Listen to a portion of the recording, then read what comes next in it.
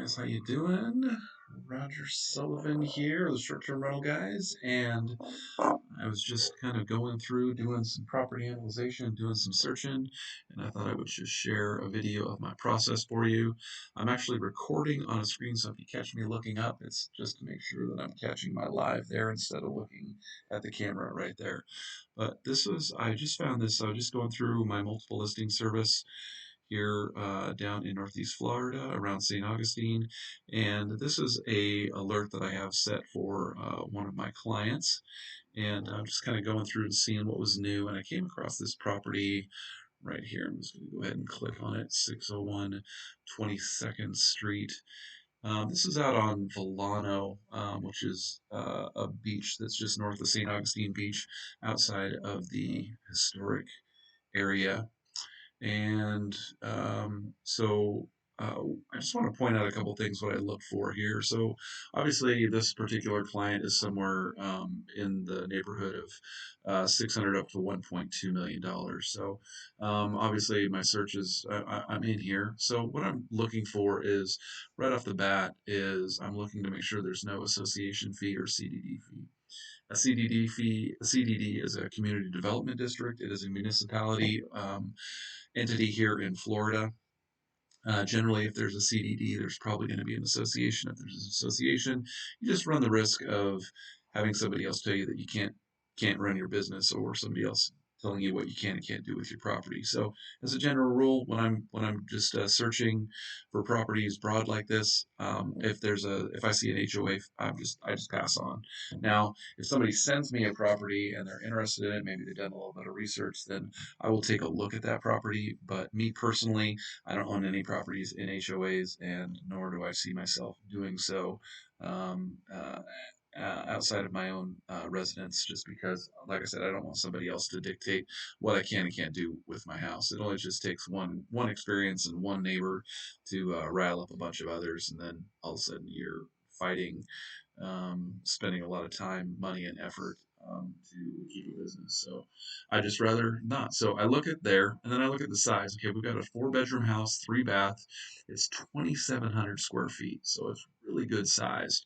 And then I'm looking down here in their marks, and I see beautiful A-frame beach cottage, Vilano Beach, double lot. That's good. Okay, recently renovated, all the bells and whistles, including kitchen, blah blah blah blah blah.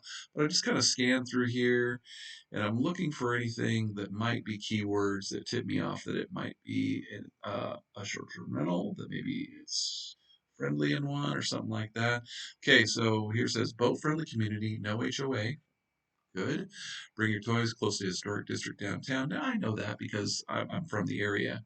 But right here it says selling fully furnished with acceptable offer. Okay, so what that's telling me is that this is a vacation home. It may be a short-term rental. I just put a call into the listing agent, and she didn't answer her phone.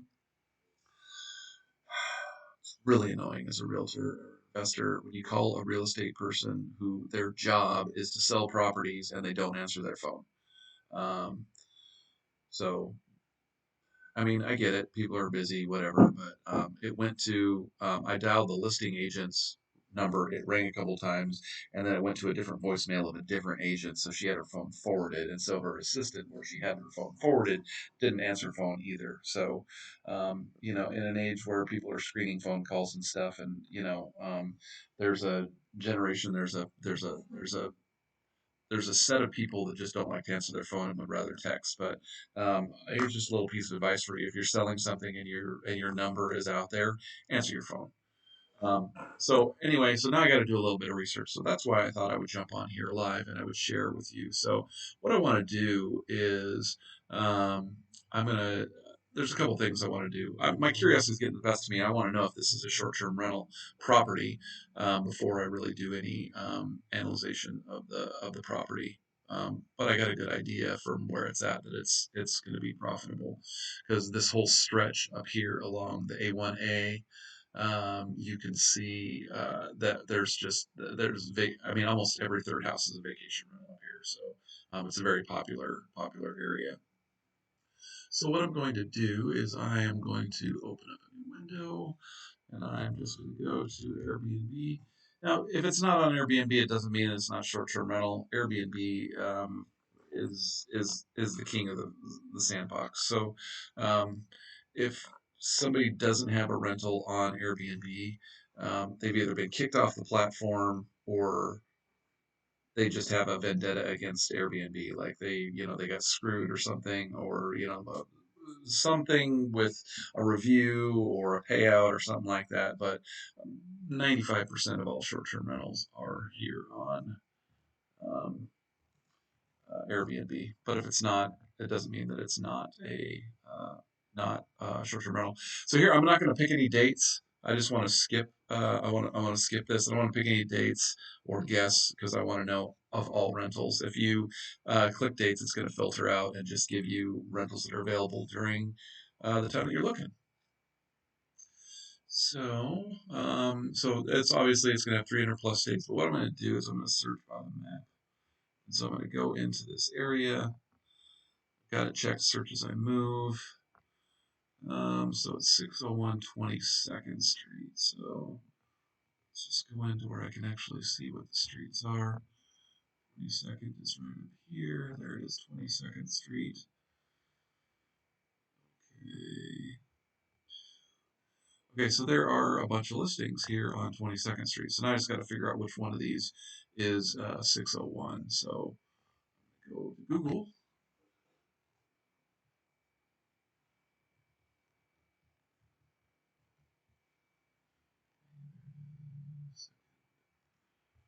Street. And it pulls it up right here. So what I want to do is I want to know what lot it is. So I'm just going to zoom in here until I can see that. Okay, perfect. So we're the lot on the corner of Laurel and 22nd. You can see that's a good sized lot right there. So I'm going to go back to my St. Augustine map. Scroll back, Laurel. Oh, look at what I found.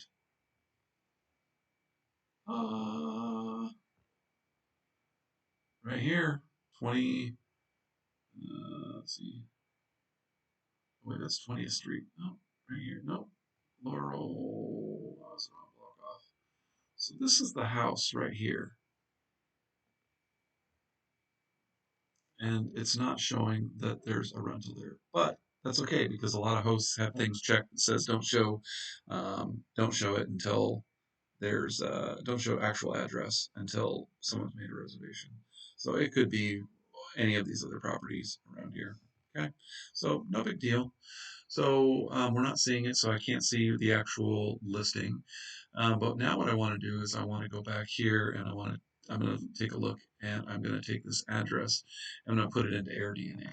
I want to start looking at the actual property. So this is airdna.co, not .com. So you want to go to airdna.co. If you haven't been here yet, it's going to ask you to sign up. For an account. You just want to sign up for the free account because the free account gives you access to the Rentalizer, which is my favorite tool, and it is the gold standard of tools. So AirDNA is a data scraping platform. It scrapes information from Airbnb, VRBO, Booking, all the other short-term rental platforms, and it looks and it compares what you're putting into as a huge database. So if I put in a 3 bedroom, 2 bath, what I'm going to do with this house, which is 601, let's just type it in 601 Second Street. See, now see, pops right up.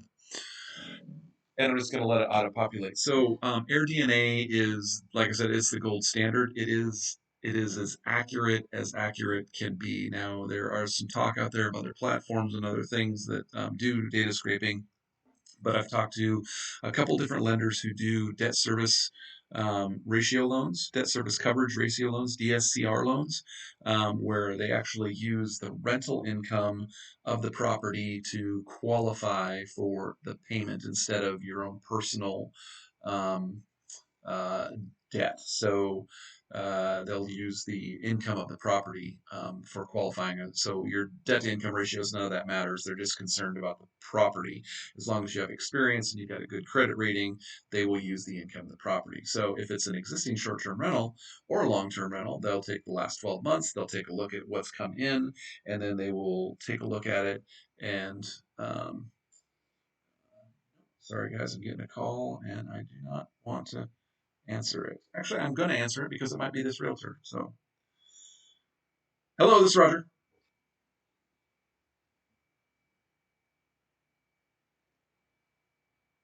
Yeah, hey, how you doing? Thanks for returning my call. Hey, I was just wondering. Hang on a second, I'm having a trouble hearing you. I'm going to put you on speaker. Um, oh, Vegas. All right. Well, thanks for returning my call while you're in Vegas. um, so I was just wondering if this property was being. I see it's being offered furnished for the right offer. Is it currently a short-term rental?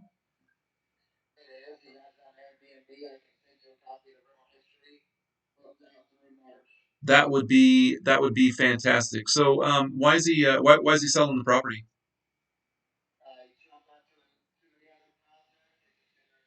Okay, all right, sounds good. Yeah, if you could send me that, I actually, this is all I do is find and sell short-term rental properties, and I got a buyer pool of about 100 people that are looking for properties in St. Augustine. So, if the numbers work and everything like that, I'd appreciate you to send it. Is this your cell number that you're calling me from? About 6,000 a month. Okay, 6,000 for what's the list on this? 799, is that right? 735. 735. Okay, we're in the ballpark. We're in the ballpark.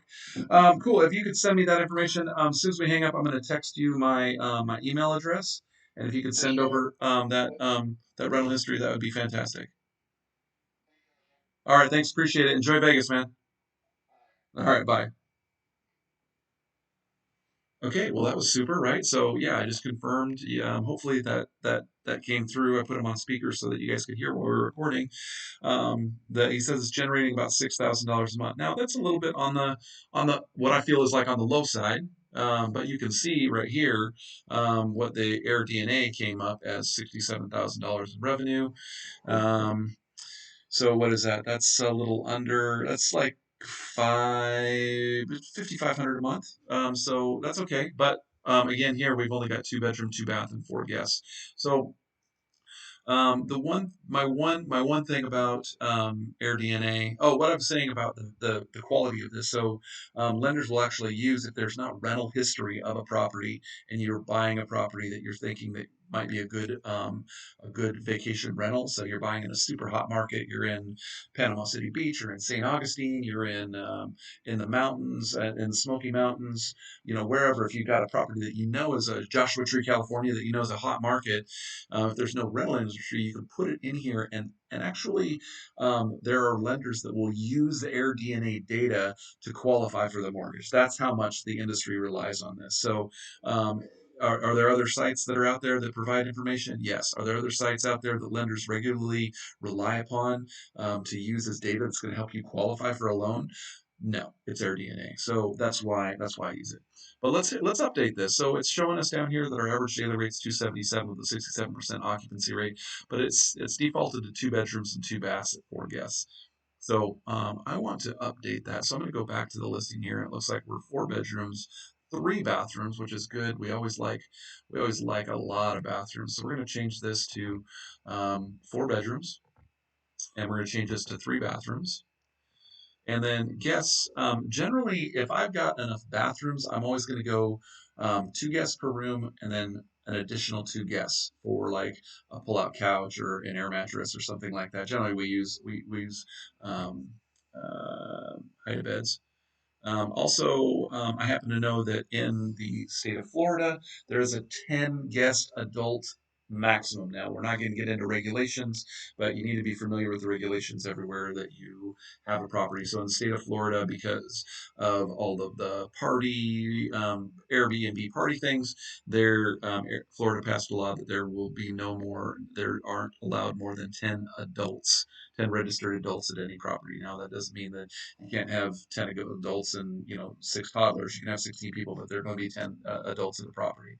So I'm going to set it for the maximum because 10 guests, three bathrooms, we got plenty, two people per bedroom, and then another person in the living room on a pull-out couch. It's great. I'm going to hit update and see what it does for us. Okay, look at that. Now that makes a big difference. Here's the thing about beach houses. beach houses, especially ones that are 4 bedroom plus, are for families that are coming to vacation, or groups of people that are coming together. So a big house is going to do really, really well, like I said, families with kids, or you're going to have, a couple couples, three or four couples. They'll be like, hey, let's go on vacation. Let's go to the beach and let's hang out and have a beach property. So it's not right on the beach, but it is just a couple blocks from the beach. Actually, if we go back to here, we can see it is one, two, three blocks from the beach. And if you see this little green thing right here, that is public access to the beach. So this is a good property, guys. I'm actually going to be contacting the person on this, or if you're watching this and you're like, hey, I could spend 700 grand. This is a property for me. Reach out, but let's just keep going. So it says average daily rate 389, 72% occupancy rate, annual revenue $100,000. Now this guy told me that it was making $6,000 a month. That's a little bit of a difference of 6,000 to 8,000. So what that tells me is that it's undermanaged. The property is generating $6,000 as it is right now, but like properties in the same area are going for $2,000, generating $2,000 more a month. That's an extra $24,000 a year. That's pretty significant. So it comes down to proper management. But now let's take a look and let's put this into my calculator. My calculator is something that I'm giving away for free. It's on our Facebook group. If you go to if you search for if you go to our page, the Short Term Rental Guys on Facebook, you can find a link there. Or if you go to the Short Term Rental Mastermind, it is a public group on Facebook. If you join that, you can get that as well for free. There's a link there, and I'll include a link to that down here.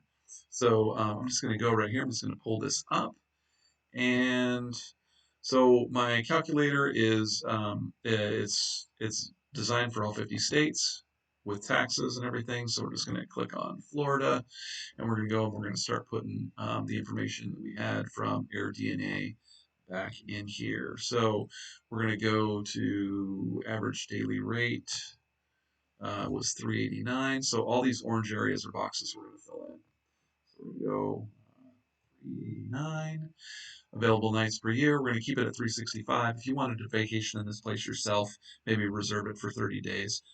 This is where you put it in. You just change that to 335, and that allows you to compensate for time that you want to stay there as well. But we're going to keep that at 365. Occupancy rate is 72. Total nights booked 263, so it calculates that all along. Purchase price, what do you say? It was 735. 735. Said fully furnished with the right offer. We're just going to keep it at 735 because people tend to get crazy with their furnishings, and depending without walking through it, I'm not going to make anything over that. So let's just go 725. Okay, we're going to keep 20. We're going to keep 20% down,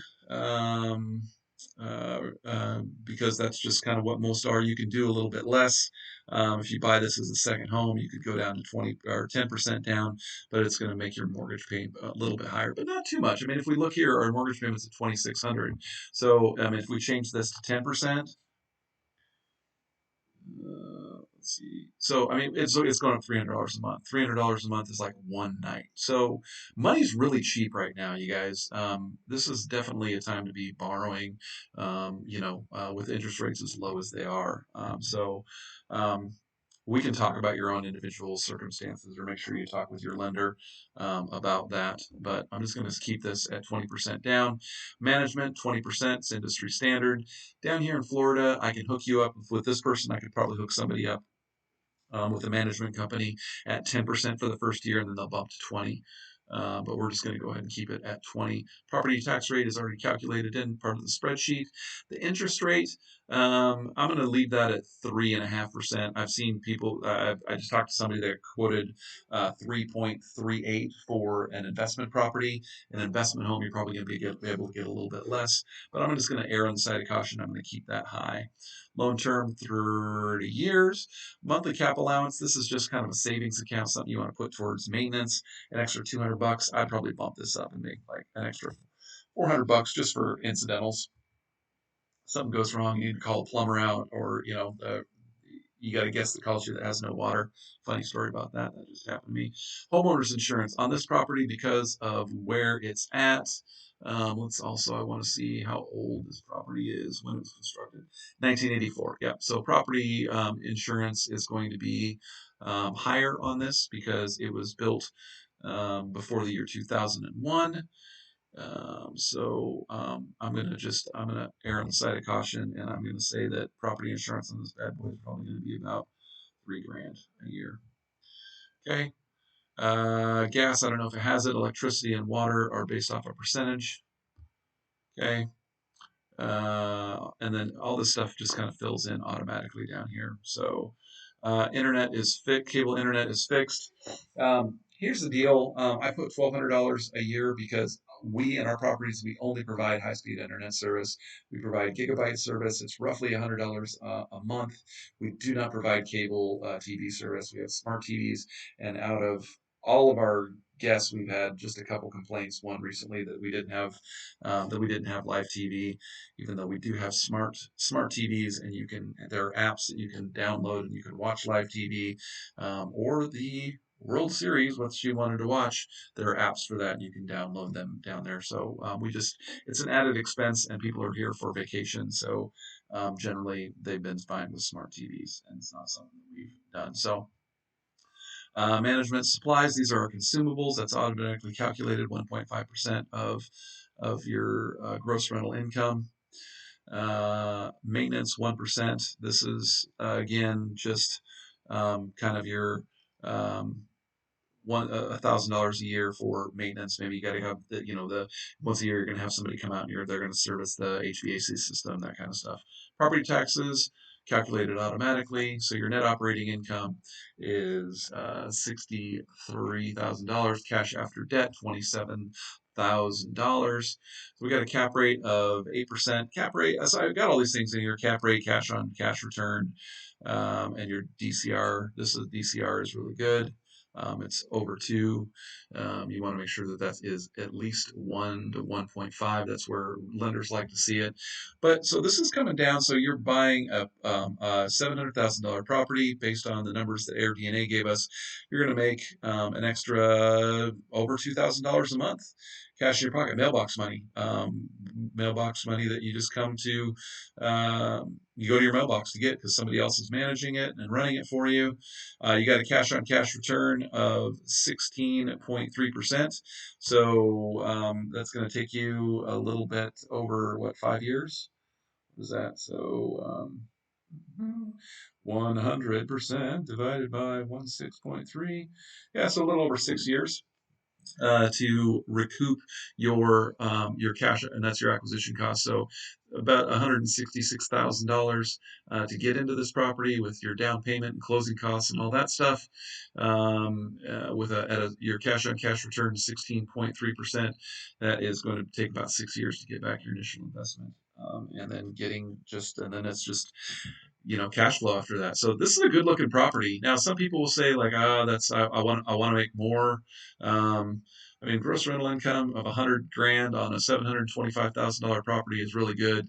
Your cap rate of 8.7. Here's the big deal though. That's a $27,000 in your pocket every single year, and you have an asset that is gaining value every year over year. In St. Johns County, which is where St. Augustine is, over the last 12 months, there has been a 27% increase in real estate sales prices, like actual sales, closed sales. So 27% increased in closed sales values over the last 12 months. So anyway, I hope that helps. This is my process. So when I find a property, I just run through. I want to see if it's going to be an Airbnb or a short-term rental friendly property.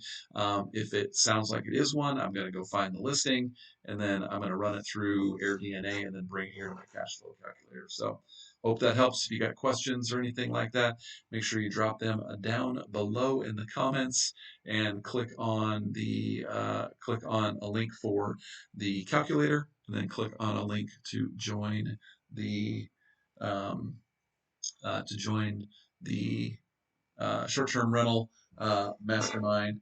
And if you're looking at this and this is a property that you like, or you got a different set of a different budget, you want to find properties that you like, also just direct message me, and I'll get you set up on a list to where you can search and find properties just like this one. All right, guys, that is all for this time. And I'm looking up because I'm looking at my second stream so I can stop streaming. Talk to you later.